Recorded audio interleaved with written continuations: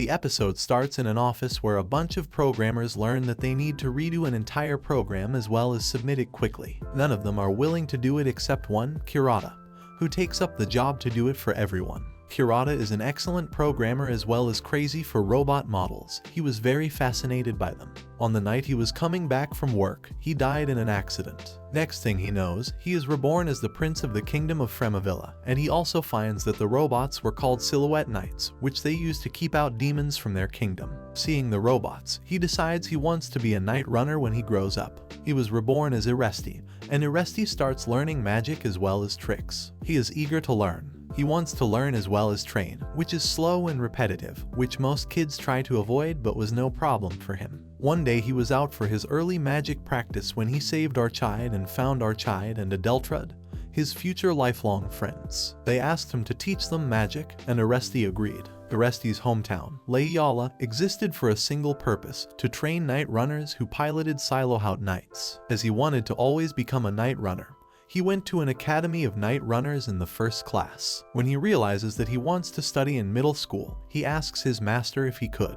His teacher tells him that there are two problems. First, he does not know the fundamentals, and second, he is too short. Ernesti felt sad listening to this, so he decides that if he can't sit in a seat, he will make one for himself. As well as sitting outside when he finds that some children are bullying a knight's son, he helps him. The knightsmith takes them to his workshop, where he asks his father to make a gun-like structure in which he could put his magic stick. The next day, he goes to his master and says again that he wants to study in middle school.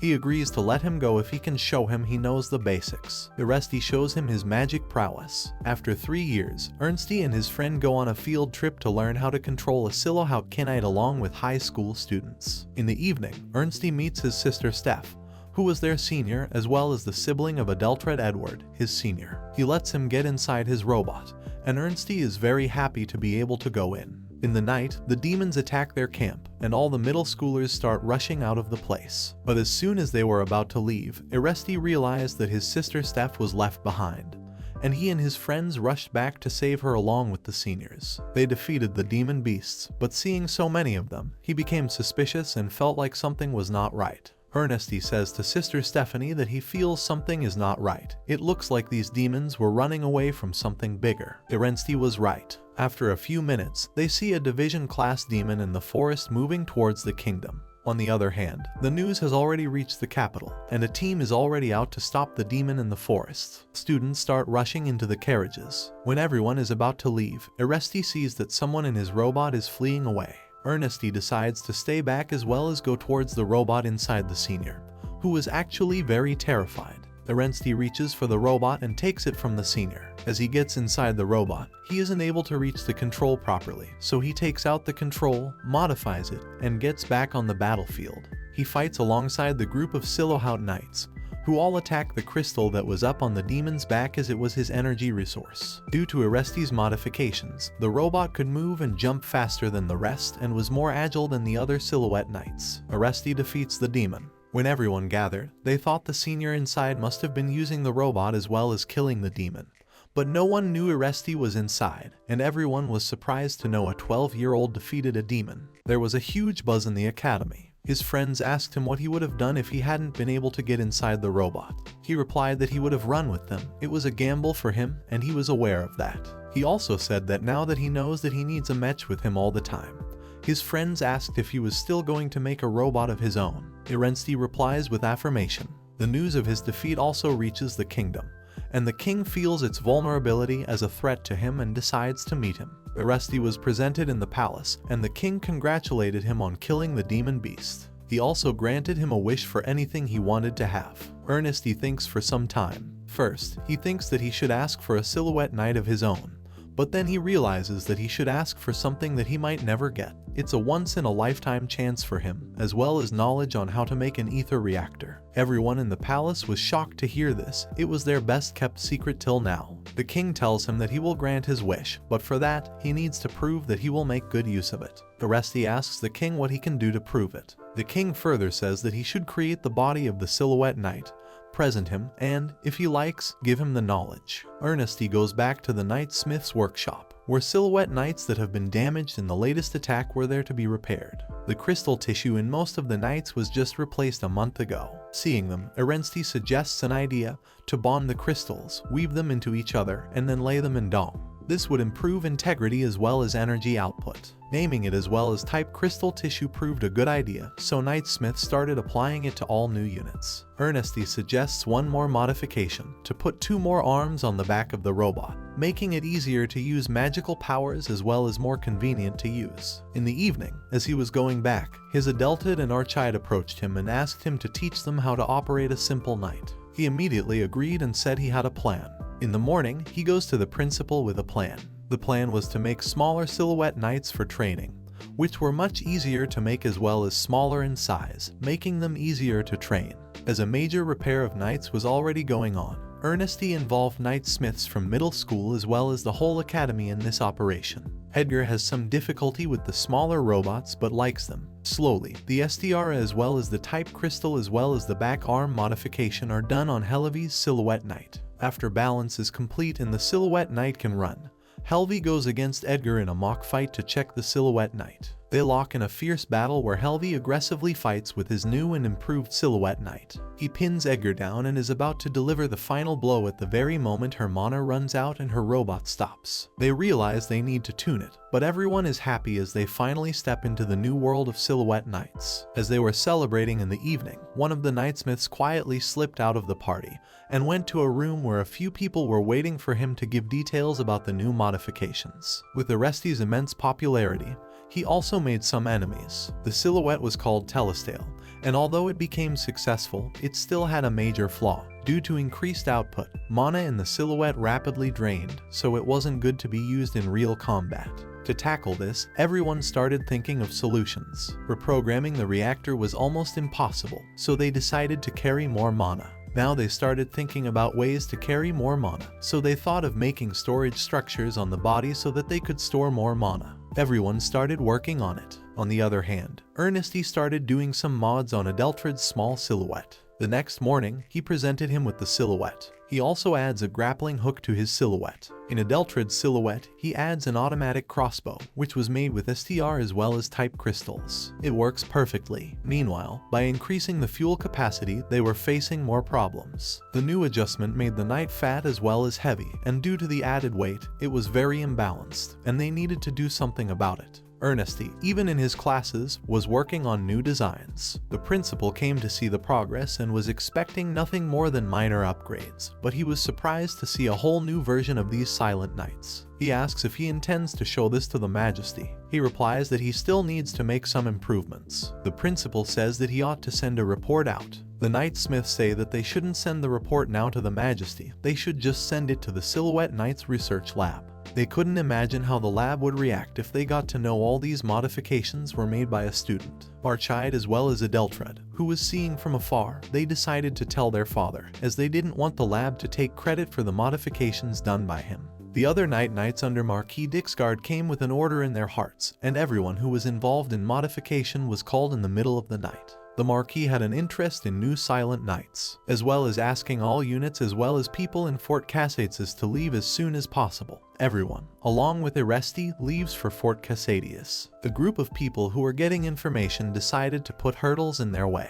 As they were on their way to the fort, they encountered deadly shaker worms. With the help of the upgraded Silhout Knights, they defeated them easily. The group decides to steal them. Archide as well as Adelterd decide to confront his father about whether his Majesty knows about the Ernesty's work or not, as they were confused about the reason for the Marquis approaching them instead of the Majesty. On the other hand, the crew comes back to the workshop, but Testale and the Ernesty continue on their journey to Fort Cassadius. Macwiz asks his captain about the improvement made. He tells him that it was better in almost every aspect, as well as that they would be a great addition to the army. The Marquis agrees. He adds that listening to this would make the king very happy, as he would be overjoyed, and that could pose a problem for them. On the same night, Archide, Adeltred, and Stephanie meet their father and ask him what he told Marquis. On the other hand, Irensti explains everything to Macwiz about the new design.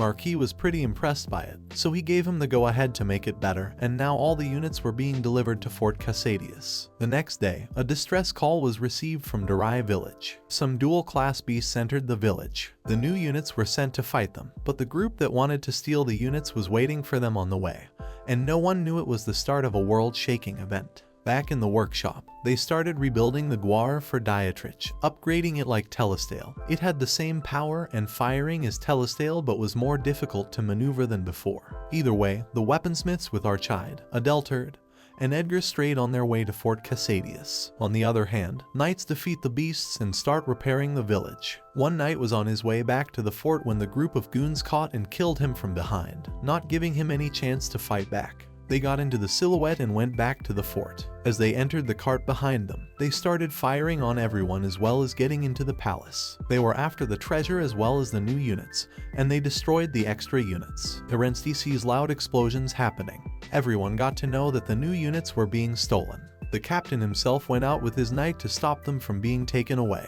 Also, the other knights from the village came back quickly, but still, the goons were able to steal a few units from the kingdom. On their way, they meet Edgar as well as Dietrich, who are coming towards the fort. As soon as Edgar gets to know that the knights are being stolen, he fights them. Dietrich and Edgar get locked up in a fight while the Knight Smith decides to run to the fort, and Archai and Altered decide to support them in the silhouette suits. Dietrich, with his new guard, takes down one of the goons, while Edgar runs behind the other two. The Knight Smith reaches the fort. As soon as Ernest finds them, he quickly goes there, grabs his suit, and decides to help with the enigmas in the fort, quickly wiping them out with the help of the captain. Then both of them head out to capture the stolen knights, and Edgar continues following them. The goons decide that running would be a problem and decide to fight them. One of them goes over the valley, and Edgar tells Archai and Adelterd to only support him and go behind the other knight. Edgar gets into a fight with the goon, as well as with the other demon-sized beasts that start coming towards him. He decides to fight them but not run away.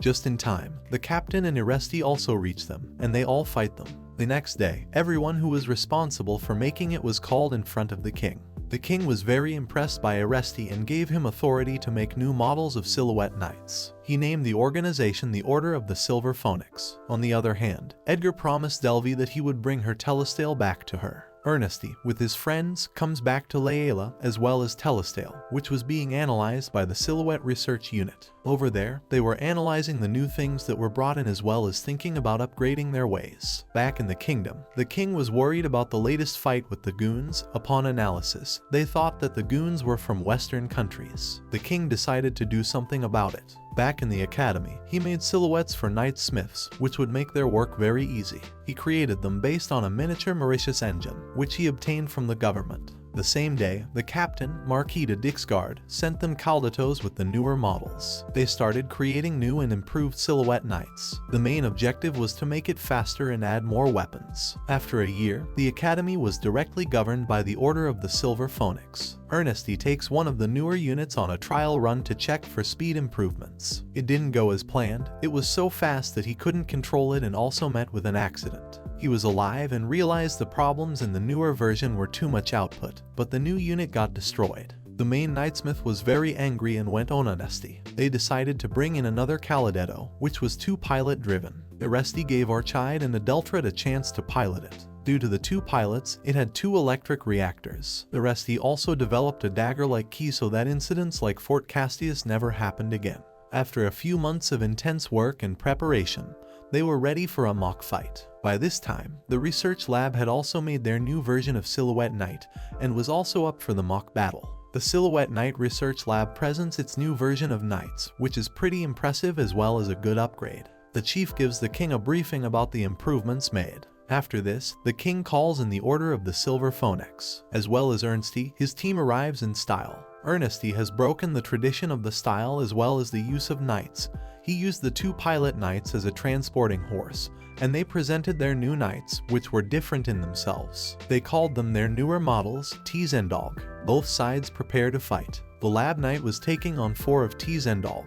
Ernesty shows everyone the flying movements introduced in the newer version, and Edgar as well as Dietrich take upon 3 of the knights. The newer version was more powerful but harder to control.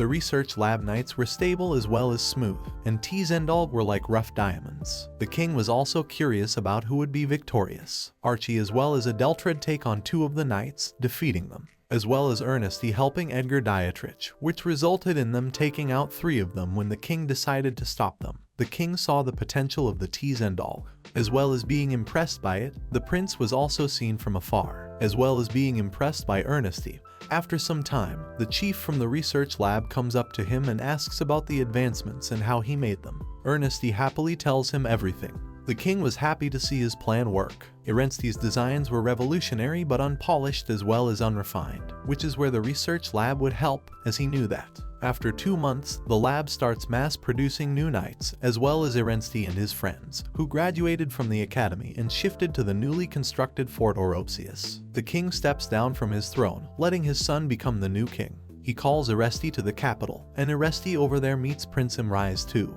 The king asked him to make 2 silhouette knights, one for him and one for Imrais. Eresti starts working on it, makes 2 units, and presents them to Imrais as well as the former king. Both of them are happy with the new units, but they both like the same model, so Imrais and the former king decide to duel it out for the unit. They both fight hard till the end, but in the end, Prince Imrais wins and takes the gold. The former king asks him if there is a difference in power. Ernesty replies that there isn't. Ernesty felt like the former king did it all on purpose, so Imrais would feel like he has earned it. After we see a lady who is sleeping in a cave telling a subordinate that something evil has woken up in the forest, as well as saying to send in a rider. One day a message was received from Alsachale Gap Fort that a horde of shell cases was heading for Ulfheim, the place where the ether reactor is made. As soon as he learned this, he rushed to provide backup with his units. Shellcase demons that work like ants have a queen in the horde, and killing her is very important to the Order of the Phone.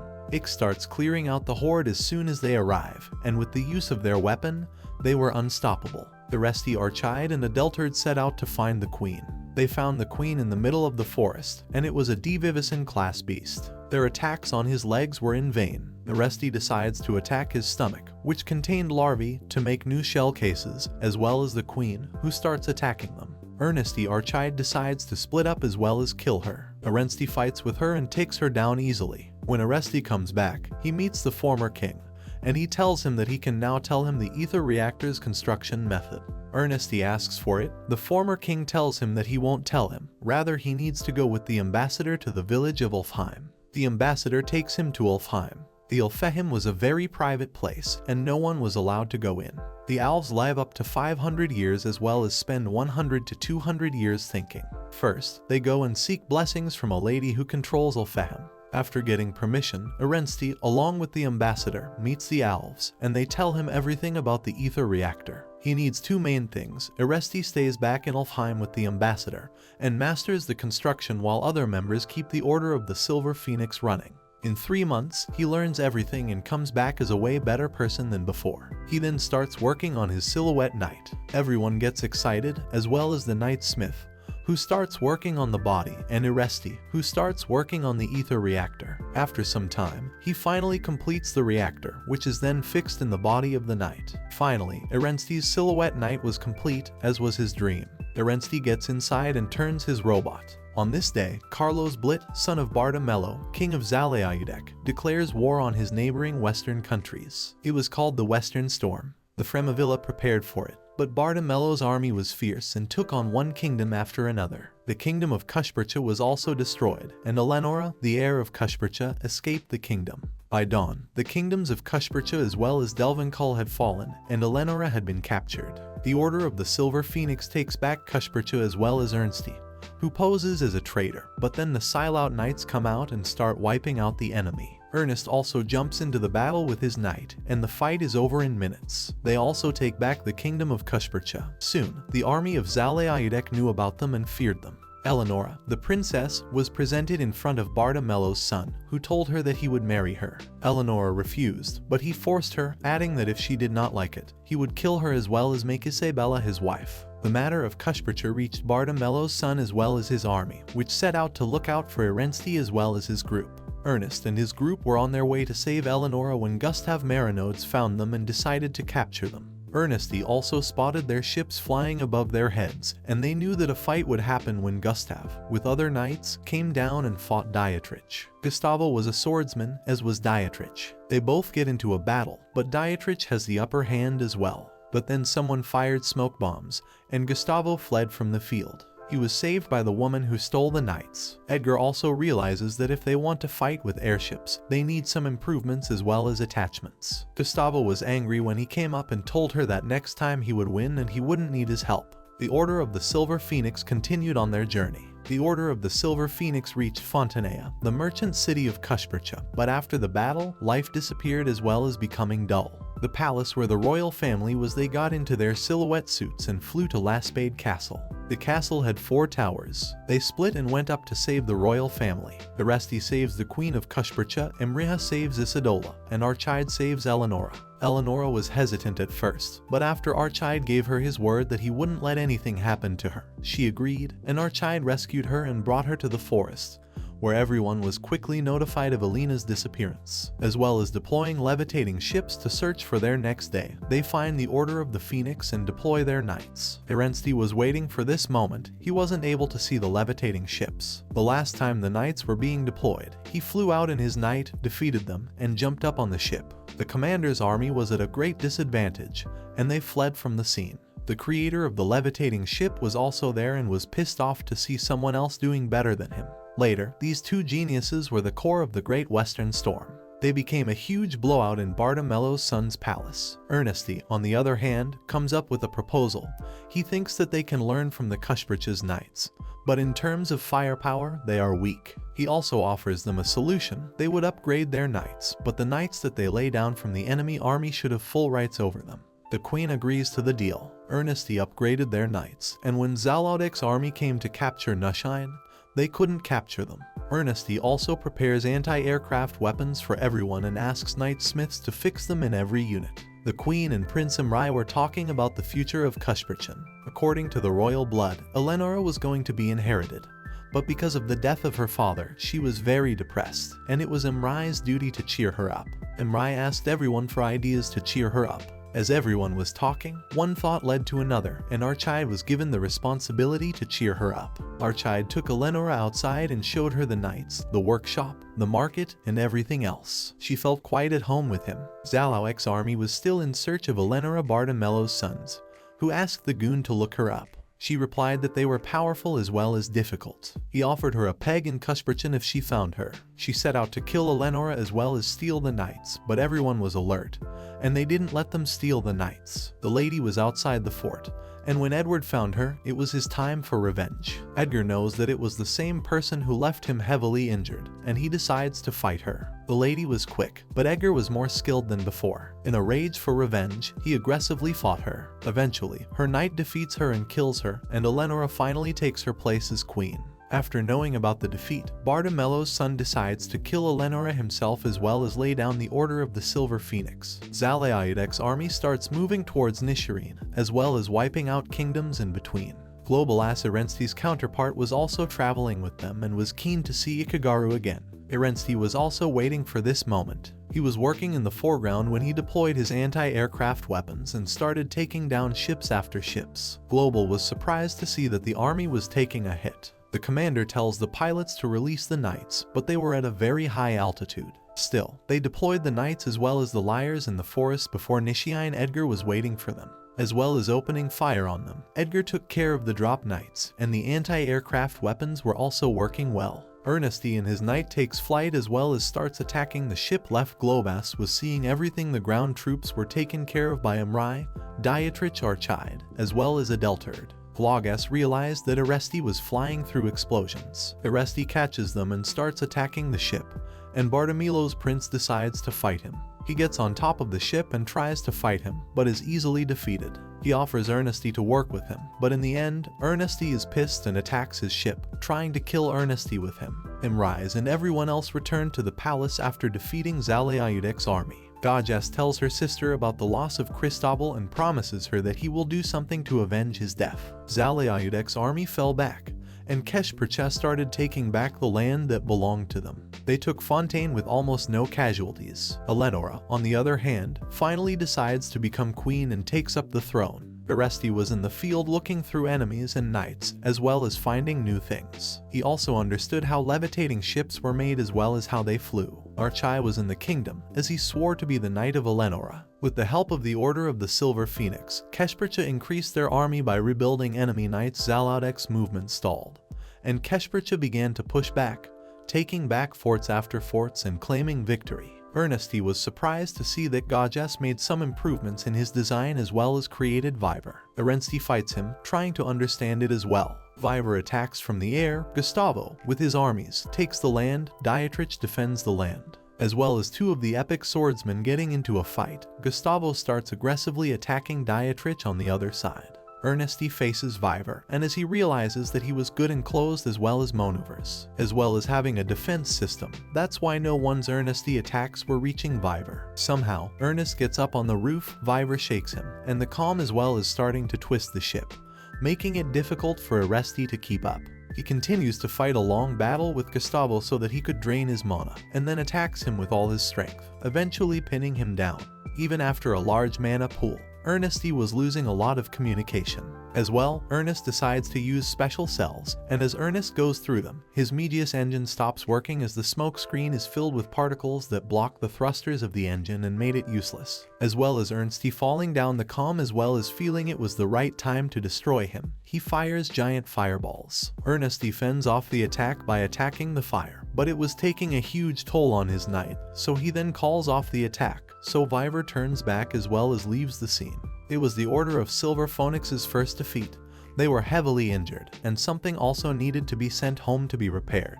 Gages adds an ether reactor to the Viver, but it is also difficult to operate, and if they lose control, it will be a catastrophe. Gustavo loses his knight as well as takes on Alcalorix, the best back in Keshpercha. Everyone regroups to discuss the strategy. They were not scared of the knight but of the Viver more. They also need to strengthen their weapons to fight next time. Oreste equips his thruster with a protective filter, but he still doubts if he can win. Everyone decides a plan that if they attack again, they will all attack the Devankle that was taken. It was theirs, but they decide to take the whole army as well as attack Devankle. Even Elnora would also go with them. She insists that she would have the whole army with the Order of Phoenix. Elnora addresses all the knights, telling them that they were taking Devankle, their capital. The Kusharpan army moved fast to retake the capital as well as defeat it. They started winning fortress after fortress. Edgar Archide, Adeltrud, and everyone else were attacking the ground units. The resistance was greater than expected, so the Viver was called, and Ernest was waiting for it. He also made something like a levitating ship, and they were excited to battle. Here's the video ends. Guys, if you liked this recap, then like the video. I will meet you in another video. Till then, bye.